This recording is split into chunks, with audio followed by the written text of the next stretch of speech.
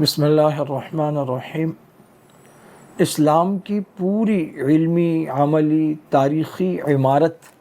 جن نفوس قدسیہ کے ذریعے امت مسلمہ تک پہنچی ہے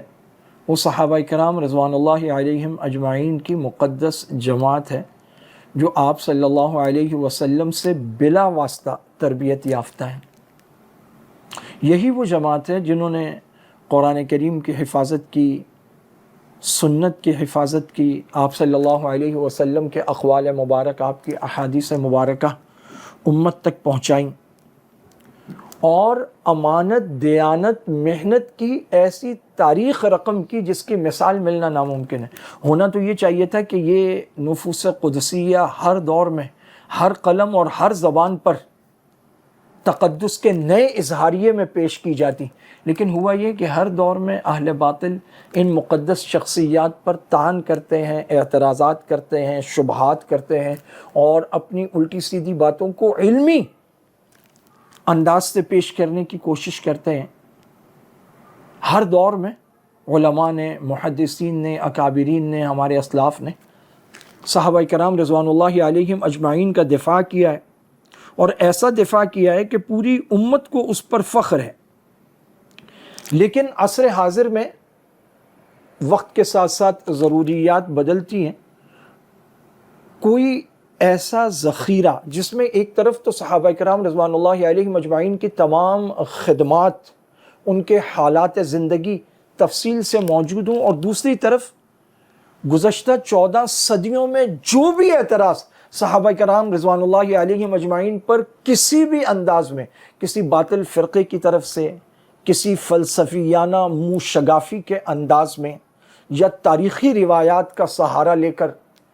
کسی بھی انداز میں کوئی بھی اعتراض 14 صدیوں میں ہوا ہے، ان کے جوابات کی ان کو ایک جگہ مربوط علمی صورت میں پیش کرنے کی ضرورت تھی۔ یہ سعادت اللہ رب العزت نے متکلم اسلام حضرت مولانا الیاس گھمن ادام اللہ فیوزہم و اطال اللہ عمرہم کے مقدر میں لکھی کہ انہوں نے حضرات صحابہ کرام رضوان اللہ علیہم اجمعین پر 12 کتب کا ایسا بہترین مجموعہ تیار کر دیا ہے کہ اگر یہ کہا جائے کہ امت مسلمہ کو بے نیاز کر دیا ہے، خاص طور پہ نئے محققین، علماء، خطبہ، واعظین، مؤلفین، مدرسین، تو اس میں کوئی شک نہیں ہوگا۔ اس میں سب سے پہلے یہ آپ کتابیں دیکھ رہے ہیں، سیدنا ابوبکر صدیق رضی اللہ تعالیٰ عنہ کی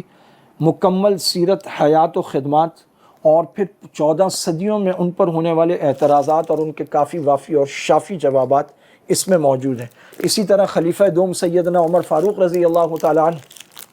حیات و خدمات، اور 14 صدیوں میں ہونے والے تمام اعتراضات اور ان کے جوابات یہاں جمع ہیں۔ خلیفہ سوم سیدنا عثمان ذو النورین رضی اللہ تعالیٰ عنہ، ان کی حیات و خدمات اور ان پر ہونے والے اعتراضات اور ان کے مکمل جوابات۔ خلیفہ چہارم سیدنا علی المرتضیٰ رضی اللہ تعالی عنہ کرم اللہ وجہہ، آپ کی حیات، خدمات، آپ پر ہونے والے تمام اعتراضات اور ان کے مکمل شافی جوابات۔ اسی طرح سیدنا معاویہ بن ابی سفیان رضی اللہ تعالیٰ عنہ، حیات و خدمات، اعتراضات، جوابات۔ اسی طرح تمام امہات المؤمنین،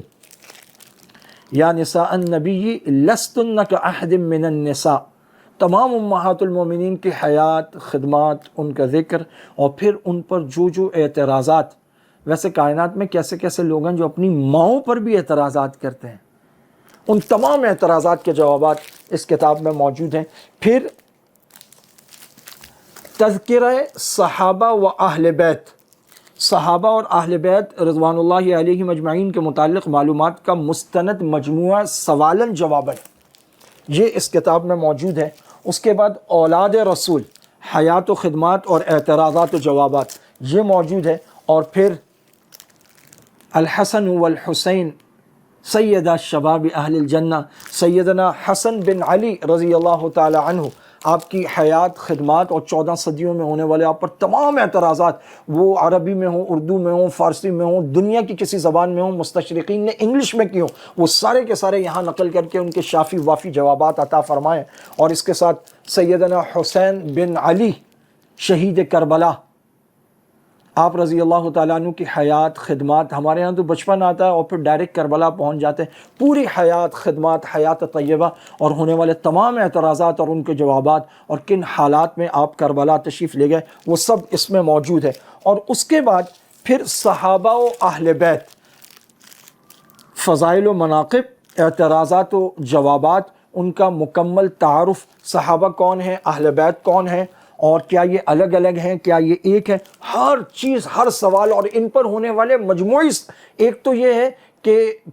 مجوسیوں نے اور خاص فرق باطلہ نے خاص شخصیات کو نشانہ بنایا، اور ایک ہے مستشرقین نے من حیث المجموع تمام صحابہ یا تمام اہل بیت پر جو مجموعی اعتراضات کیے وہ اس میں جمع کر دیا، ان کی حیات خدمات مجموعی طور پر، اور پھر ان پر ہونے والے اعتراضات اور ان کے کافی وافی اور شافی جوابات، اور اس کے ساتھ 10 عقائد و نظریات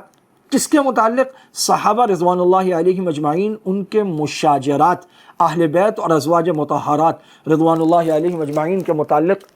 10 عقائد وہ اس میں نقل فرمائے ہیں۔ اور اسی طرح ایک الگ کتاب آ رہی ہے، وہ بھی اسی کا حصہ ہوگی انشاءاللہ، اس میں یہ ہے کہ انہی تمام کتابوں سے تمام اعتراضات اور ان کے جوابات ایک جگہ آ جائیں گے۔ اس میں حیات و خدمات یہ الگ الگ نہیں ہوگا، بلکہ صحابہ کرام پر، حضرت ابوبکر پر، عمر پر، عثمان پر، علی پر،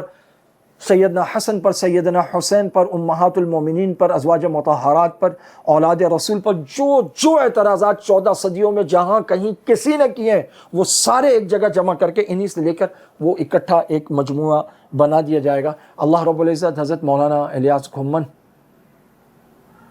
دامت برکاتہم العالیہ کو برکتیں عطا فرمائے، آپ کے علم میں، عمل میں، عمر، اور برکتیں تو ہم دیکھ رہے ہیں، یکے بعد دیگرے ایسے کام سامنے آ رہے ہیں جو عدیم المثال ہیں، فقید المثال ہیں، عدیم النظیر ہیں، اور ایسا لگتا ہے کہ امت مسلمہ پر ایک فرض تھا، ایک قرض تھا، وہ فرض کفایہ کی صورت میں، اور وہ قرض کافی وافی اور شافی حضرت مولانا الیاس کھمن صاحب ادام اللہ فیضہم نے ادا کر دیا ہے۔ اللہ رب العزت آپ کے کاموں میں، آپ کے ادارے میں، آپ کے جو حضرات اور آپ کے پورے رفقا پوری دنیا میں آپ کے ساتھ کام کر رہے ہیں، سوشل میڈیا پر کام کا ایک بہت بڑا حصہ ہے، اللہ تعالیٰ اس کو قبول فرمائے۔ میں آپ سے یہ کہنا چاہتا ہوں، دیکھیے جب ایسی کتابیں چھپتی ہیں، لکھی جاتی ہیں، تحقیق ہوتی ہے، تو اس کے لیے فرد واحد تو کام کرتا ہے، اس کے ساتھ پوری جماعت، پوری ٹیم، ریسرچرز، اسکالرز سب کام کر رہے ہوتے ہیں، اور پھر وہ منصہ شہود پر آتی ہے، پھر وہ چھاپی جاتی ہے، اس پر پیسہ خرچ ہوتا ہے۔ تو یہ جو زر کثیر خرچ ہوتا ہے، محنت اسی لیے ہوتی ہے نا کہ لوگ ان کتابوں کو لیں، ان کو پڑھیں، ان کو اپنی لائبریریوں کی زینت بنائیں، ایک دوسرے کو ہدایہ دیں، محققین کے پاس ہر وقت یہ موجود ہو، جہاں کوئی اعتراض ہو کتاب کھولی اور پکی پکائی گویا کہ کھیر ہمارے سامنے انہوں نے لا کر دھر دی ہے۔ تو ان کا صحیح معنوں میں